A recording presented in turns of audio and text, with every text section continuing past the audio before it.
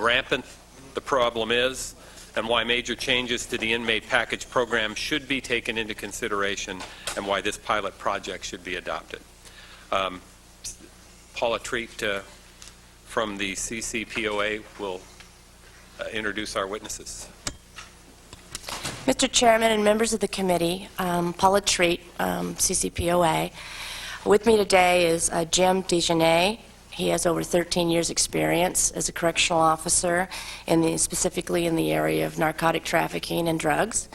In addition to him is Rick Newton, who is our chapter president of Pelican Bay. He has 19 years of experience as a correctional officer and has been at Pelican Bay since its inception.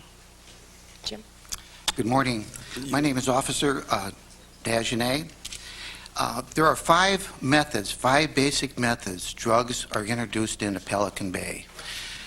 Contact visiting, mail, legal mail, packages, and vendor books. The two major sources of narcotics in Pelican Bay are contact visits and packages. The packages are the most challenging and difficult for us to detect narcotics in. And the reason being is there are so many clever items that they can access to put the drugs in, and it's so difficult to detect.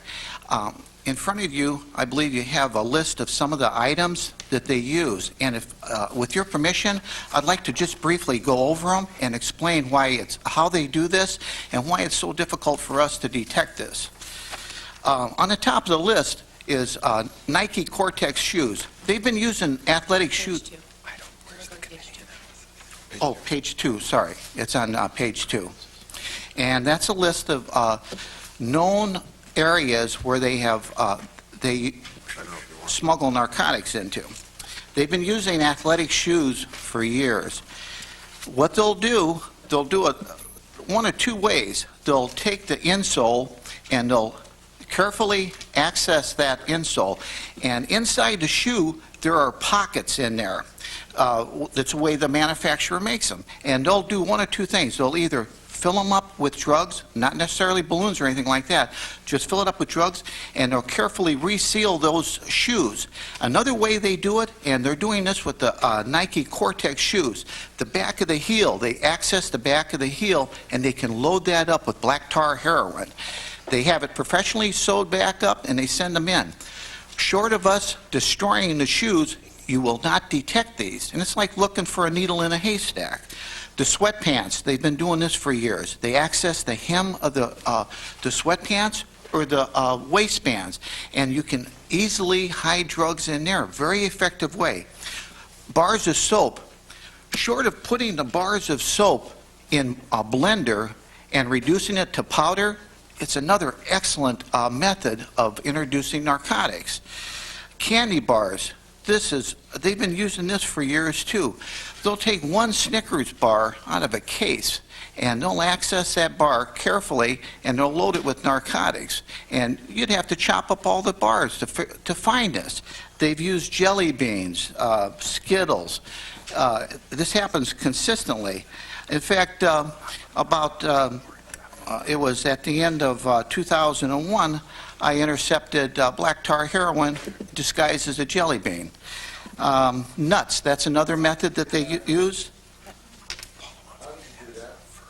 Well, sir, the way we did this is if you carefully look at the jelly beans, they'll use a balloon the same color as the jelly beans.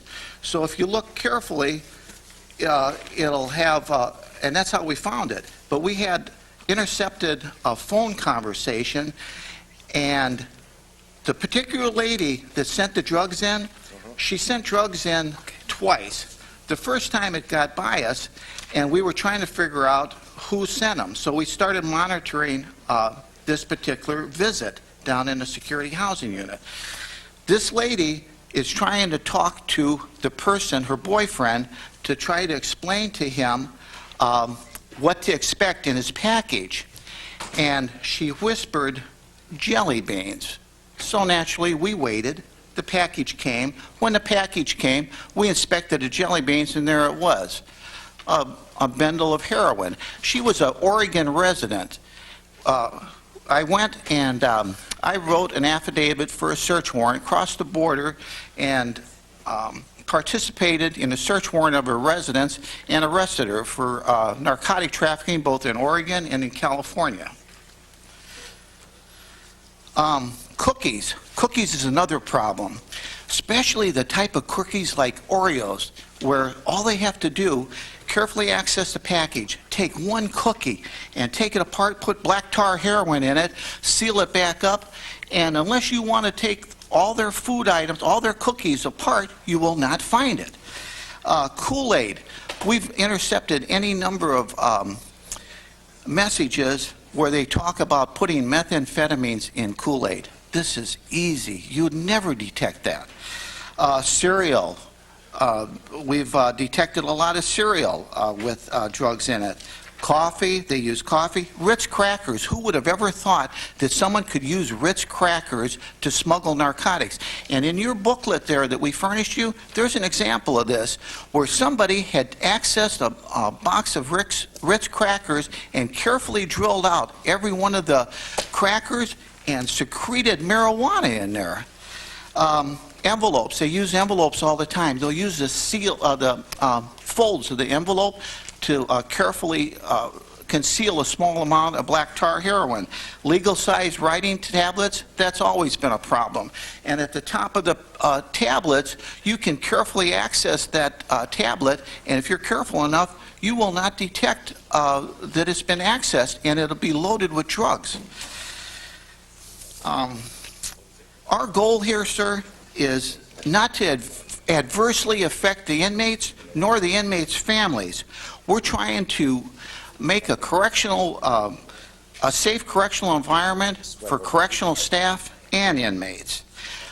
We average approximately 100 to 200 appeals a year regarding inmate packages. And the problem is the inmates' families will buy a food item, and once it comes into Pelican Bay, the officers that are searching the packages, they'll see that it's an unallowed item, and they end up taking the item out and having to discard it. Our shelves are full of items that the inmates' families purchased that the inmate never had the benefit of receiving the food item. And Sir, can I ask, yes, sir. If this is put into place, would every Nike tennis shoe that comes through be cut up then, and or sweatpants? Sir, that would be the only way that we could be sure that they weren't putting narcotics in the shoes. You would have to literally take every shoe apart, and of course you're going to ruin the shoes. It's Mr. Chairman, the whole point of this program would be that we would take that out of the private sending it in, and these would be available in the canteen. And the canteen would have all of the goods untainted, not knowing who would buy the goods, and that the funds that they would use to send these items in a private package would actually be available in the canteen instead. Are they going to search all of the stuff every day that goes into the canteen? No, because the canteen right now, we've not had canteen problems, because the canteen items that go in... I mean, assuming, which I don't necessarily accept, that all of this stuff is clearly going on, then my next move would be to get a hold of a guy that works for the canteen delivery service and see what he could do with the Snickers bar, and you'd have to check everything before it goes into the canteen. Well, at this point, we've not had problems with the canteen, Senator. I understand that. And obviously, that would be an easier place to trace back to than a return address on a package. I thought you tried to stop the stuff coming in. I imagine it's easy to trace back to if you find out the drug came from me to you, or you to me, then your name would be on the package, and I have the drug to trace it back to you. So, I mean... But to prove that you actually packaged that package versus just use the return address is almost impossible. Well, I would imagine if I was the boyfriend, you were the girlfriend, I was the husband, you were the wife, somebody was a nephew. I mean, I imagine, people aren't getting packages from John or Jane Doe. Yeah, except, Senator, the point of the program is to try, as you've said, to try to get as many of the drugs as possible out of the institution. This is one of the major ways it comes in. There are 4 other avenues that need to be addressed, but this bill just does one. What are the other ones? The 5 other ways? Yeah. Well, sir, Employees, anyway? Ever Sir? employees smuggling drugs? I've been in Pelican Bay since July of '90. I have never heard of an instance where a correctional staff member at Pelican No, I Bay, mean employee, not just, or any staff member, sir, no. any kind of correctional staff member, I'm not aware of any correctional staff member at Pelican Bay that has been found guilty of bringing in drugs. I'll call you back. Senator Romero? Yeah.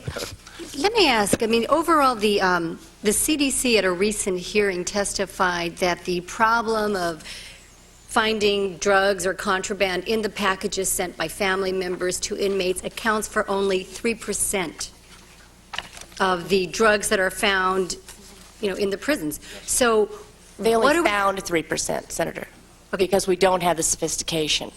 And I read that too, and it was a bit confusing.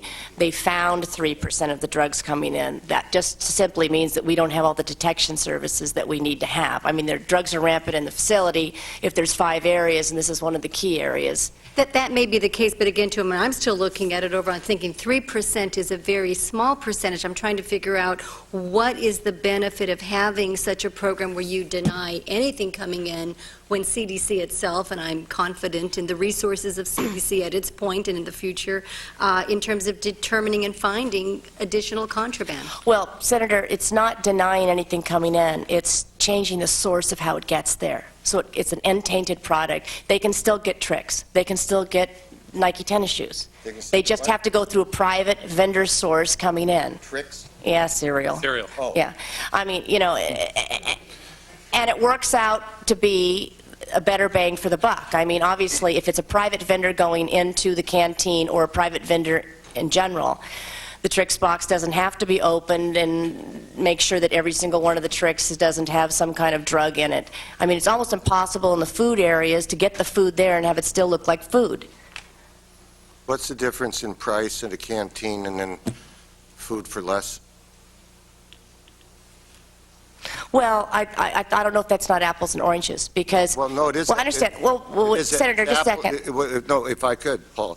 It is apples and apples, because if it's $1.50 for a Snickers at the canteen, and I can get them at Food for Less for 75 cents, Okay, and the time and effort that it takes correctional officers to sit and look through every single package that comes in versus concentrating on another avenue well, where I'm talking about the cost, to the families of the inmates. the canteen is written into regulation is supposed to provide products at a reasonable price. What does it cost?